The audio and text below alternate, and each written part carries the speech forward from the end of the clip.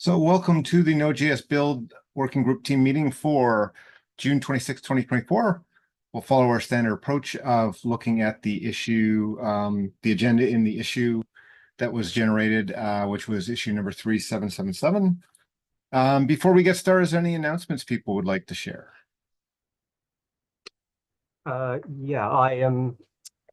I migrated one of the Jenkins works. So the one Jenkins workspace machine we have that's hosted in IBM Cloud.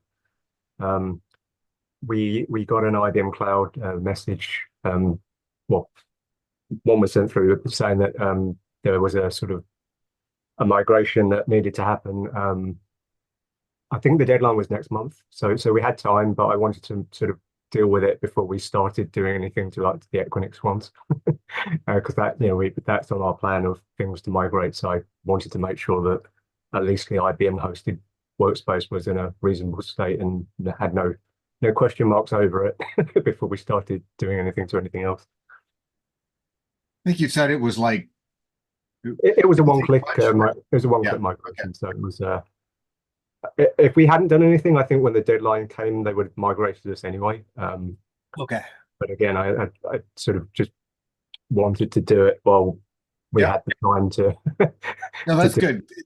And it's good it was easy versus having to rebuild the whole thing. Yeah, I think it was within the same data center, so presumably that's why it was, a one-clickable action rather than something more difficult. I pasted the issue that this was under, but I mean, I've closed the issue now because we've dealt with it. But I guess for the minutes, I've put it in minutes. Okay. Any other announcements people would like to share? Cool. If not, we'll head on to the first issue tagged in the agenda, which is infrastructure for Orca 2024 and beyond. I know Ulysses created that, but I'm thinking, Ryan, you might be most up to date where that is, next steps. Yeah. I had reached out to Greg at Mac Stadium, and I didn't hear anything back for about a week, but then he said everybody was out on PTO when I made my request. So he said, we're running it by marketing. We're going to talk to them about allowing us to stand up another an Orca 3 cluster with the Node and Intel ARMs in it, and then rebuild everything there so that we don't have to go through the kind of the gyrations of upgrading a Orca 2 cluster to an Orca 3 cluster, which is a kind of a major shift from the way that they do things. In the meantime, there's also another issue going on where the Orca 2 cluster that we have in there has an API cert. The SSL cert on the API is about to expire, and right. Their suggestion was upgrade to Orca 3, and it's like, well, that's kind of what we're trying to avoid. So I reached out to them, and they said, oh no, we can upgrade that cert for you. We could just need to schedule like an hour downtime to do that. And how does Thursday sound? I said, well, I will ask the build working group if a 1 hour of Mac OS testing downtime is acceptable. If is there a time we normally schedule those sorts of things? But then I noticed that they replied in the issue there that oh yeah, and you might lose some Intel VMs, and it's like, how are we going to lose VMs with this upgrade? So that's suddenly concerning, because that's sort of what we're trying to avoid, is rebuilding those VMs right now, instead of doing the new thing. So that is something I need to reach out back to them to find out about, because they said the Intel nodes, we might lose some VMs, but the ARM VMs will self-heal. And so I'm like, it's okay. Like, I think often they stop running. Yeah, they will shut down the entire cluster and then restart the thing. And then I think in the past we've had issues with the restart where the machines, I think if I remember what Ulysses said, they don't come up in the same slots or something, so the mapping's wrong. And in the past we've had them resetting to like there was like an original image that they were all cloned from, and at one point they were resetting to that. I did think that Ulysses tried to re-image or generate images based on after they've been set up properly, but I mean, I don't really know. I don't know what's going to happen.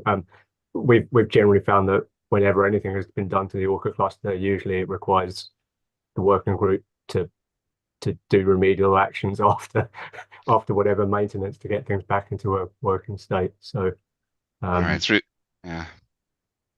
It's really unfortunate that the timing of this. If the cert would just last another month, we could get something else built and get all this. When is the actual time, like expiry of it? I think it's July 15th. Okay. Yeah. We do have planned security release for I think the second. Let me just see. Yeah, it's next week, isn't it? It's next Tuesday. Yeah, I think that's the second.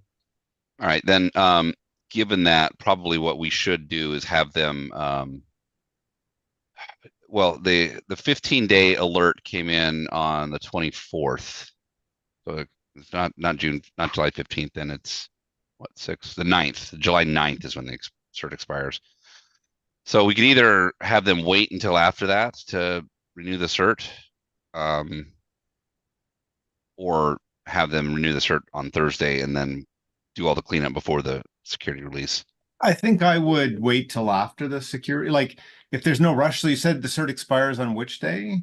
I believe the 9th, actually. Right. So I might, say we targeted next Thursday. Just to give an extra day in case the security release goes long or something. I don't know what other people think, but that would be, I know it's now getting close to the other deadline, but that would kind of be my suggestion. Yeah.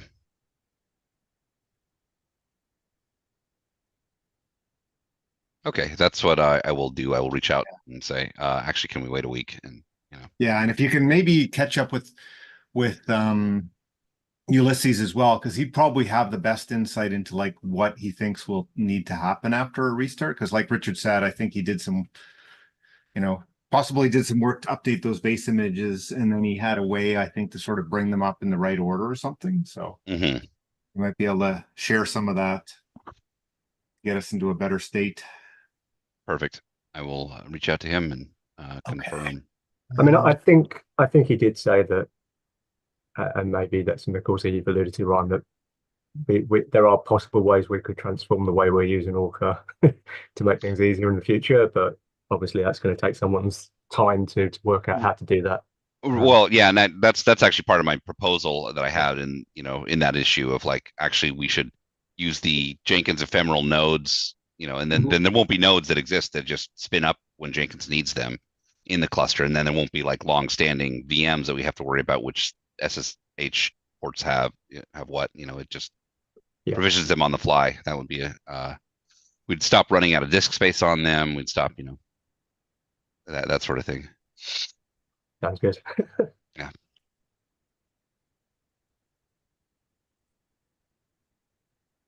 Yeah, I think that's the entirety of the Mac Stadium update. Okay. While we're on the subject of Macs, just as an FYI, what's the link?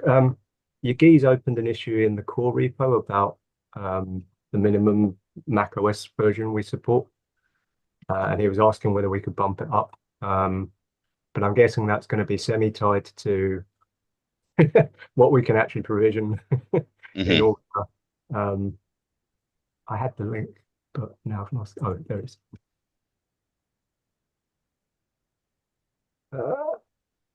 So that's the issue in the core repo. So yeah, okay.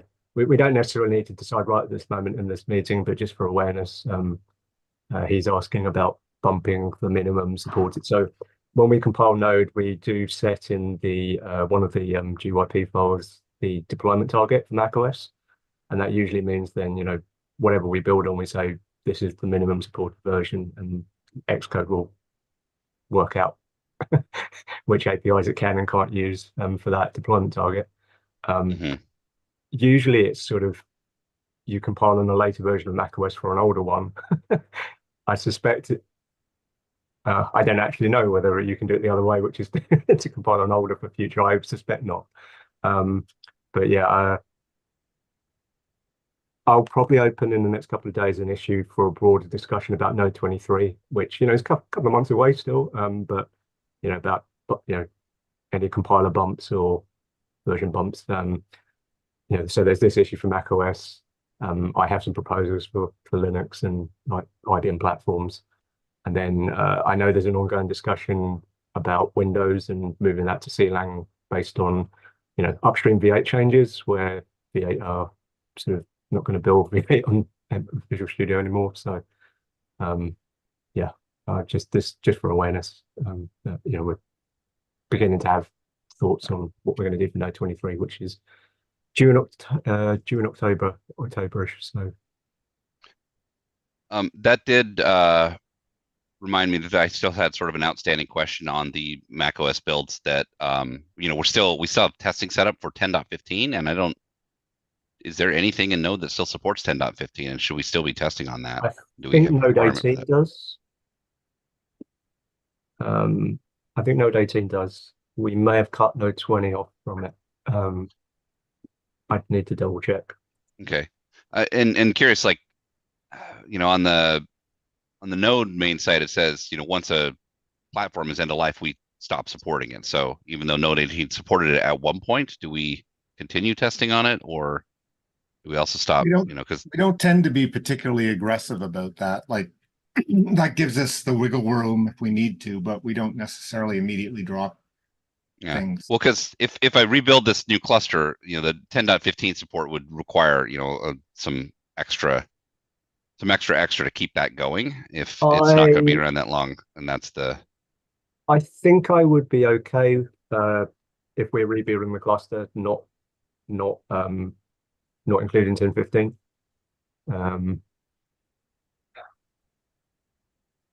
Yeah, I mean, Apple's a bit annoying because they never actually formally declare something as end of life.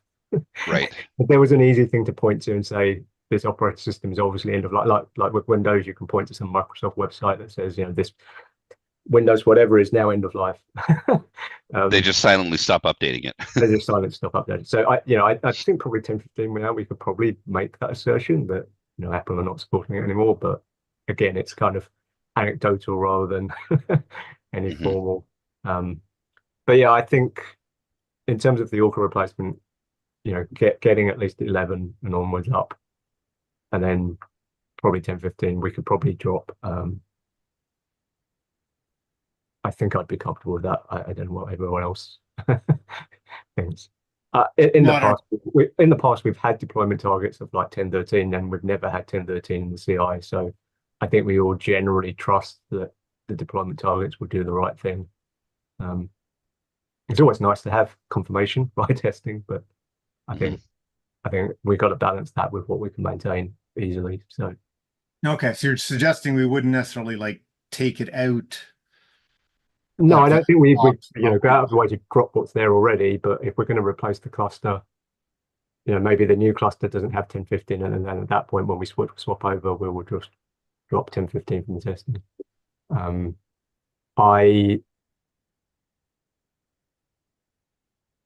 The only thing I need to double check is what we're building on for 18.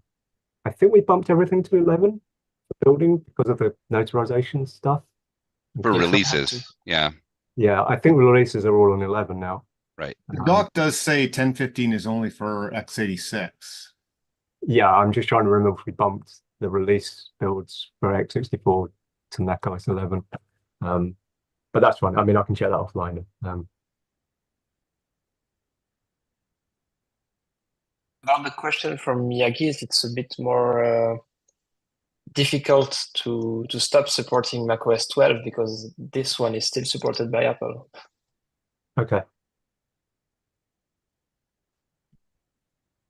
I guess they will stop sometime this year, but the last security release included a patch for macOS 12. Okay. I mean, we could bump up to if the minimum at the moment is like 11, we could bump to 12. Go one step at a time.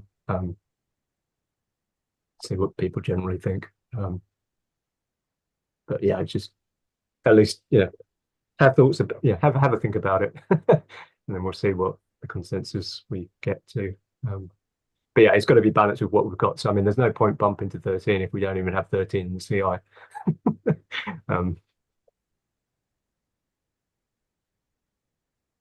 And it's the like supporting the run level 13 is what was the request, right?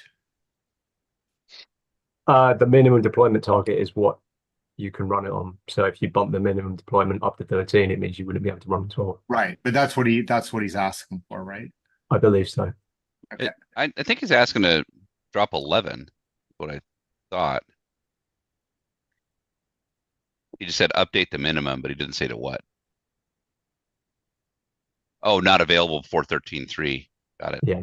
So he wants to go to 13. We might turn around and say maybe not. It's too early to do that. But Yeah, based on what Michael said, maybe it's like 12 in 23 and 13 and 24.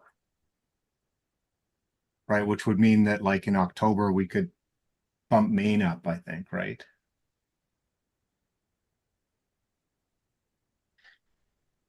Anyway, yeah, I think as soon as we decide what we're going to do for Node 23, we will bump main. right, but I mean it may be that like even if the answer is sorry, we can't do 23, main might be able to move soon after that if we're comfortable that like the level that will be supported will be lower afterwards. Yeah, maybe. Okay, anything more on that? The one thing I did realize July 4th is a holiday in the US, I think. So depending on where people are, that's either a good or a bad day to ask them to do the update. I assume Ryan, you're in the US, right? So it's Yes, probably not a yes, good day for you. Okay, so right. um I don't know, maybe the third then would be the target, hoping that everything just goes smoothly for the security release.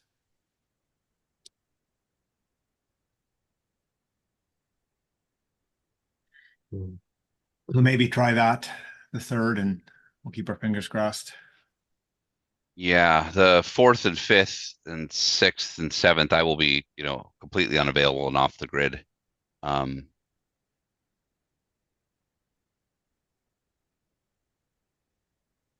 yeah, so third would be the only. It just to kind. I guess I'd have to circle back with Ulysses then and find out, how much work is it? Is this, a few days worth of cleanup, or is this, a few hours worth of cleanup Yeah. if they do that? And if he's around to maybe help as well. So Right, right. We'll do it. okay. Moving back to the issues tag, the new machine requirement replacement for Equinix x64 servers. Again, I think Ryan, you're most active there. Anything? Yeah,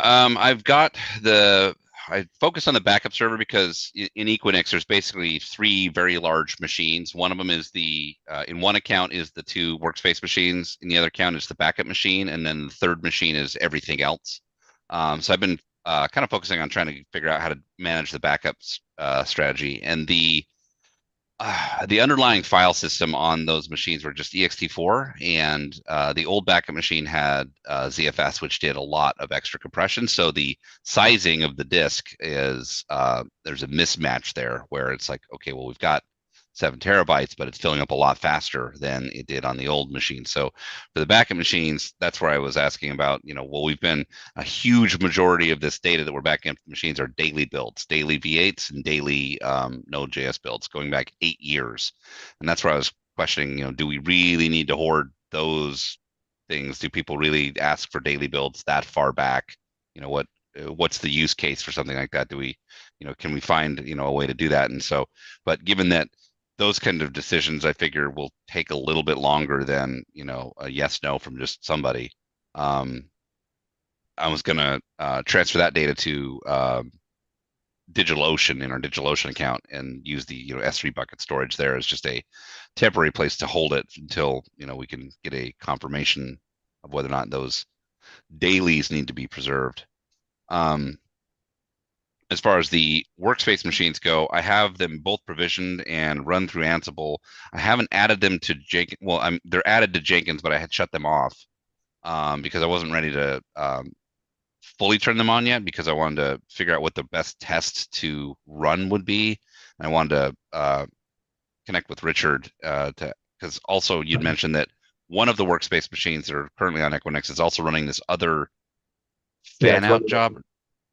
It's running a Git server that the fan jobs use. Okay, and I was trying to remember, I didn't see in my notes where there was details on that Git server that the fan out jobs use, like if how I need to set that up, or if there's anything I need to do special to make that work, or to test that too. We will need to. So there is a Jenkins variable that points to an IP address. Right, that's that IP address is currently one of the Equinix servers. So until we take the Equinix server offline, everything will be pointing at that for the Git operations that the fan jobs use. When we migrate over, if we do not, it will either be a sort of one and done thing where anyone that's got an in-flight job, once we transfer over, they won't be able, they'd have to start the jobs again because the temporary data won't be there. Or we would have to like clone the Git server across. But I think we'd still need either a shutdown or something, because while the things are still being used and people are pushing stuff to that Git repo, there's obviously going to be it's going to be hard to cut that over without stopping people doing anything. So I'm not too worried about it, as long as we avoid like the security release next week. Yeah. And maybe that's an opportunity if we shut down, so again, might not work out because of like holidays and stuff, but if the workspaces are provisioned and we take if we lock the CI down for the security releases, so no one is actually pushing builds through, before we unlock it back to the collaborators, if the new workspaces are ready, we could try and switch the, I could perhaps switch the Git repo IP address to the new server while the CI is shut down. That is an option. That might be the easiest, least disruptive thing for maintainers. Is there any reason not to turn on those two machines and make sure that they're working? No, I think I just wasn't sure what the best tests to exercise them were. I was just kind of trying to discover that, and I didn't discover that. So I'm asking now. It will be to sort of run builds and then see if Jenkins actually picks to those machines, right? As the things it schedules jobs on. And I think it's a bit. I've never quite fully understood Jenkins scheduling algorithm, because it always tends to prefer machines, but then if you add a new machine, then it's probably a hashing algorithm or something that it uses to pick. But we could take out the other. Yeah, I mean, we can turn off the other Jenkins right? So yeah, I mean, we can turn things on and off. Or just remove them. I don't know, in the list, because there's basically a group that says this is a list of machines, right? That those can, like, the it's tags. got a label. It's got a Jenkins workspace label. So just remove the label temporarily, add an X at the beginning or something if we want to force them. And I think. Go ahead. Oh, I was going to say, I think that's my question. Could we remove the workspace label from the existing machines and test just the Jenkins part of this, but then the builds would still use the Git server for the fan out jobs on the like that's not related to Jenkins. That's just an IP address, right? It's just an IP address that Jenkins passes down. It's configured in Jenkins, but the jobs themselves use that IP address to then push via Git. So yeah, it is. Right, so it could use the new MNX machines, but still use the old Equinix for the Git repo for the fan out. Yeah. Okay, great. That was the. And Richard, I think was your suggestion like the security release lockdown, like basically maybe after the lockdowns. Yeah, if we're locking the CI down for the security release, that means no builds will be going through other than the ones for the security release. Right. Once the security release is done, normally what we do then is we unlock it and let collaborators push new builds through. But if we keep it locked down for a little bit longer, I mean, it hopefully wouldn't be too long to test, then that's an opportunity to try out, maybe swapping everything over, swapping the labels like you suggested, Michael. We could do that before unlocking. I mean, it really depends on when the security release gets done. Yeah. But I mean, I'm willing to keep it locked down for a day if we're doing a migration of these machines. If the machines, if we think those machines are ready to test against, I'm happy to try that next week. Yeah, I was gonna say it seems like we could test the labels now, and then during the lockdown do the Git switch over, because that seems like the the more Okay. the touchier side of it, right? Because Yeah. worst case scenario, something's wildly misconfigured and the job just fails instantly, and then well, we switch the labels back and Okay, rerun the as I job. mentioned, I'm gonna have to drop off, but I'll Yep. leave the rest of you. I made Richard the owner, so Okay. meeting will continue until you all drop off. And there's a few more things on the agenda. Talk to y'all next time. Bye. Great. Right, see you, Michael. For the Equinix host, so that's the two workspace machines and the backup machines. For the other machines on the main other host, I still have to build the Docker host that has the those there's like a release machine and for the cross compile builds. That host I still have to build, and then the unencrypted, I need to build and replicate that. Grafana I haven't touched yet, and then there's the SmartOS hosts, which those are in a weird state of limbo now, where SmartOS 21 and 23 don't run, but we've set up a test job for the community to be able to run themselves and also submit patches to a pull request so that they can build a patch that makes it work. But there hasn't been any activity at all on that, and so like it's sort of it's been a few weeks of nothing really going on there. I think we need to find out, hey, look, we really need to shut off these SmartOS 18 and 20 hosts. If you don't get this running, then maybe there'll be a gap in test coverage or something like that. I mean, some sort of, Yeah, I think that's what we can do. yeah. And it's it's tricky because it's their generosity, the SmartOS people MNX, they're giving us these hosts, so we don't want to we want to be sensitive to the fact that this is why they're giving us this valuable service. So but also at the same time, we don't have the skill to get it up and going on SmartOS. So Indeed. yeah, that's about it for the Equinix issue. Okay. So there's nothing more on that. The next thing is macOS refuses to start Node when downloaded from the tarball. So I think this was Ulysses looking into whether you could notarize the binaries in the tarball. And I thought in the past that wasn't possible, but he seemed to think there might be a way around that. But I think without him here, I'm not sure if anyone else knows of any progress he has or hasn't made on that. I've got a feeling it hasn't progressed much since the last time he updated us on that. So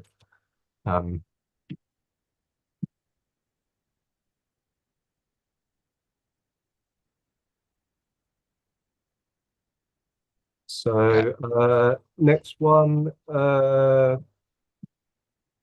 is around the R2 migration. I don't know if anyone here knows whether there's anything new to report with the R2 migration or whether it's blocked on anything. The only thing I would mention. Don't know. Sorry. Go ahead, Michael. I don't know if it's blocked on anything. I just follow the R2 like the repo where there's the R2 scripts, and it's moving, but I don't know much about it. I was just going to mention that the OpenJS Foundation has reached an agreement with Cloudflare, and so we now have a really nice program moving forward for OpenJS projects, as far as like reaching their technical people to help us with things, and also agreements for enterprise level Cloudflare and stuff. So Node obviously already had something like that negotiated with them, but now it's for the whole umbrella, and so I'll know a lot more about Cloudflare things going forward. Good. Yeah. I think that's the end of the agenda. Did anyone else have anything else to bring up?